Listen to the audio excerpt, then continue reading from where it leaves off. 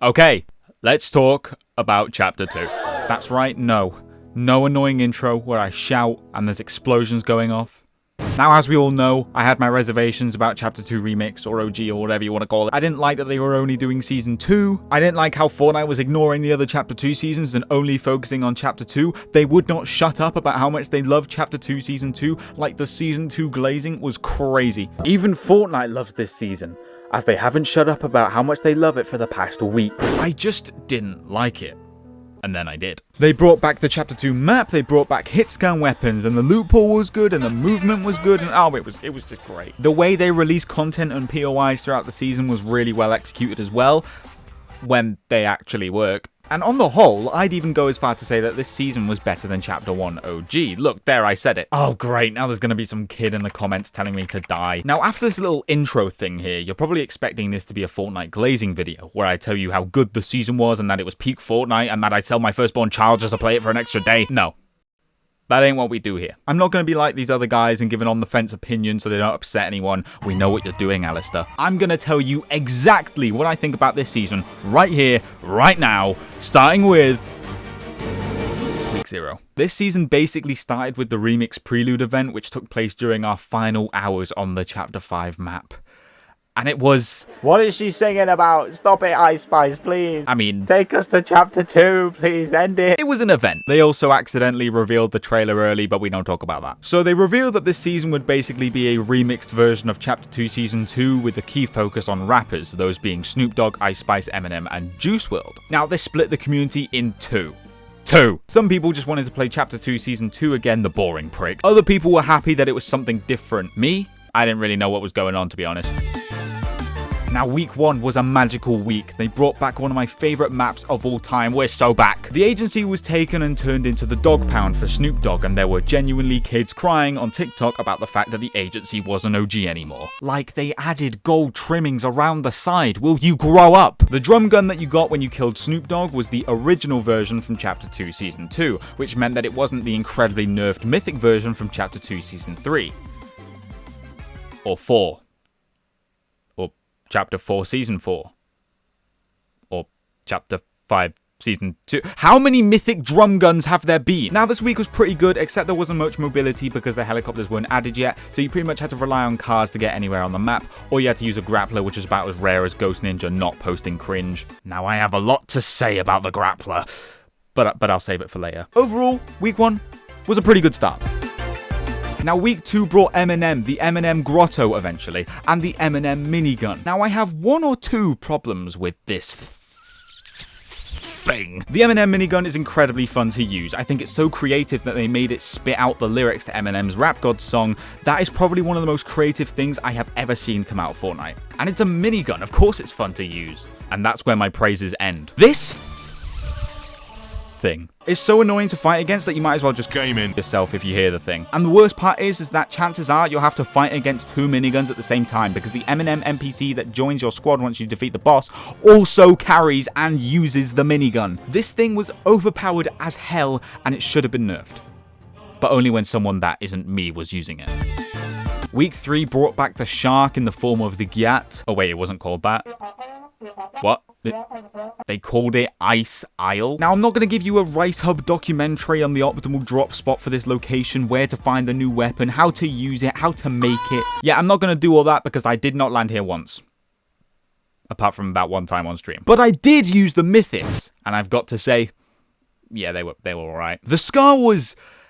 I mean, it was a scar. But the scar also gave you the ability to have the hot chili pepper effect, which I thought was clever, but I did not notice it once, and the only reason I know about it is because I saw it on Twitter. The grappler, on the other hand, can either be seen as an upgrade or a downgrade to the original, because every time you used it, it gave you the ice feet effect. Now, real ones remember the exotic ice grappler. This is literally just that, and it's amazing. If you use it properly, you can travel across the map at the same speed that pros complain about a slight change in meta. This week added the Juice WRLD landmark, which looks really cool, and the Juice WRLD chug cannon, which will just show up randomly, I think. The chug cannon gives you the hop rock effect, which is cool. They also re-added Catty Corner and the Kit Mythic Charge Shotgun and Shockwave Launcher, which are really fun, as long as I'm using them. And yeah, I mean, that's basically it. I got you good there, didn't I? Listen, okay, we need to talk. What the hell happened to Zero Build this season? Now, I've been flip-flopping between builds and Zero Build since Chapter 3, and I don't mean to sound dramatic when I say this, but this might be the worst Zero Build has ever been, and it barely functions as a mode. Can somebody explain why Shield Bubble Juniors, Crash Pad Juniors, and Porter Bunkers are not in Zero Build this season? Oh, because they weren't in Chapter 2. Yeah, okay, and Snoop Dogg didn't control an agency that governed the island in Chapter 2 either. Your point is invalid. Oh, Porter Forts and normal Crash Pads are in the game. Yes, they were. Except they were impossible to find. I saw a total of like 7 Porter Forts during my entire experience in Chapter 2 Remix. And don't even get me started on the Crash Pads, which are about as rare as someone not complaining about the metaverse in my comment section, and for some reason, they decided to have Crash Pads appear in stacks of 1. Excuse me, what? Nobody's gonna see a singular Crash Pad on the floor and sacrifice a whole item slot for that 1 Crash Pad. And as if that wasn't bad enough, grapplers were also around this season. Now that I think about it, this isn't really a problem because grapplers only have 10 shots, which means that players need to conserve their grappler uses to special occasions. And if you get grappled onto in Zero Build, you have the option of Crash Padding away with your Crash Pad Junior, using a Porter Bunker to create some cover in the open, or you could use a Shield Bubble Junior to block the shots of the grappler user. What do you mean all 3 of those solutions are near impossible? Oh, also grapplers have 20 shots again for some reason. So pretty much, if some kid had a grappler in your Zero Build match, you pretty much had to accept your death. There's almost no getting out of it unless you found a Porter Fort or Crash Pad, which were basically impossible. So there's almost no way to counter a grappler kid in Zero Build, and don't even get me started on the incredibly limited ways to counter the Ice Grappler, Boom Bow, Shockwave Launcher, Drum Gun, and Minigun. All of that, combined with the fact that the Chapter 2 map was not built with Zero Build in mind, leads to a less than ideal season for Zero Build players. So needless to say that I quickly left Zero Build in favour of builds this season. And like I said in my last video, it is very difficult for an average player to compete in builds these days. The skill gap is too high. And I swear skill-based matchmaking is broken. I get 1 win in Battle Royale and suddenly I'm getting triple edited and coned on, like give it a rest. Okay, why has he coned me? I'm in pubs. Oh, you dickhead. I'm in pubs, mate. Grow up. Mate, stop coning me for frig's sake. It's a family-friendly channel.